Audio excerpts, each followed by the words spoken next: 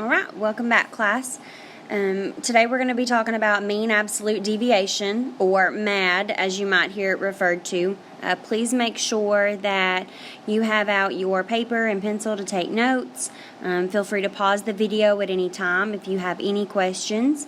Make sure that you listen, you're paying attention, and then feel free to message me if you are still concerned or confused about anything. Okay.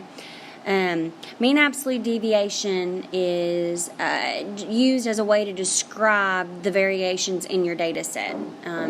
It basically tells you about how spread out your values are in your data set. So that's what it helps you to see, is how far apart they are on average. Okay, so let's take a look at that. I know here recently we've been looking at mean, median, mode, things like that. So we're using that same concept of mean.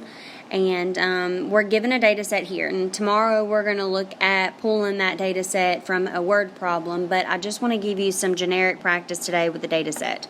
So here's our data set: 5, 7, 1, 9, 6, 10, 14, and 2, and that can stand for anything: apples, bananas, tires on a car, whatever it might be. Okay, but we're just going to have this data set here.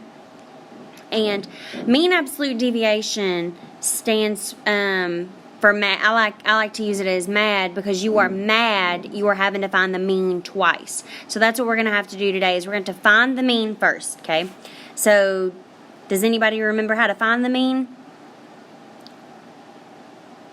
So if you were thinking, don't we add them all up and then divide by the total number that we have? That would be correct. So if I take 5 plus 7 plus 1 plus 9 plus 6 plus 10 plus 14 plus 2, 5, 7, 1, 9, 6, 10, 14, 2, I end up with 54.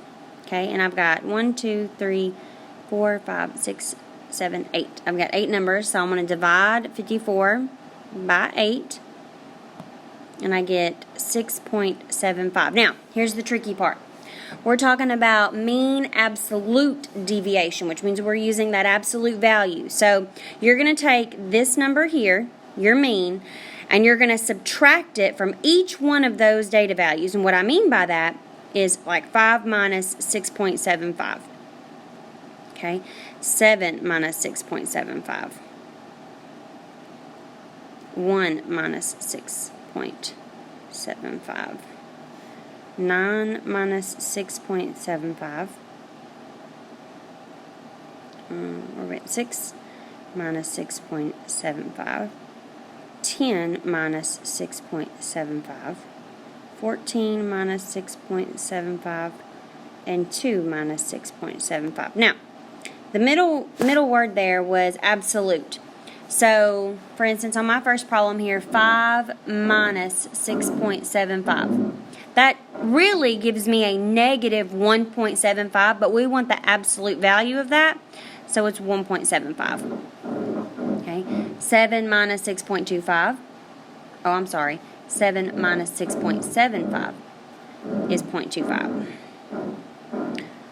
1 minus 6.75 is giving me a negative 5.75, but remember we want to use that positive, so 9 minus 6.75 is 2.25. 6 minus 6.75 is going to be that negative 0.75, but remember we want the positive value. 10 minus 6.75, 3.25. 14 minus 6.75 is 7.25. And 2 minus 6.75 is going to be 4.75. Now remember, we found the mean once. That's how we got this 6.75. Now we have to find the mean of all of these values. Okay, so we want to add all them up. So 1.75 plus 0.25 plus 5.75 plus 2.25 plus 0.75 plus 3.25 plus 7.25 plus 4.75. That gives me 26. So if I add all them up, I get 26. And I'm going to divide that by 8 because that's how many numbers I have.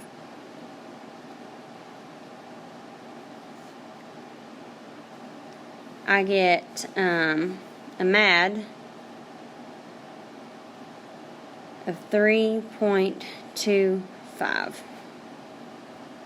Okay, so you find the mean once, subtract that value from each one of your numbers in your data set, find the mean of those answers, okay, and then that is your MAD.